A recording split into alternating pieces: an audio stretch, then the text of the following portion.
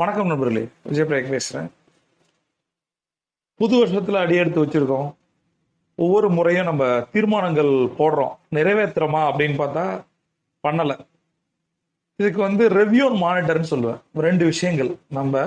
நம்மளை ரெவ்யூ பண்ணுறதில்ல, நம்மளுடைய நடவடிக்கைகளை மேற்பார்வையிடுறதில்ல. அதனால தான் தீர்மானங்கள் தோத்து போகுது. நம்ம ஒரு நாளுக்கு தீர்மானம் எடுத்துட்டு அதை 2 நாள்ல 3 நாளையோ 5 நாளையோ மேக்சிமம் 10 நாளில் விடுறதுக்கு பேர் தீர்மானம் அல்ல. ஒரு முடிவு எடுத்தோம்னா அதை செய்யணும், ஜெயிக்கணும்.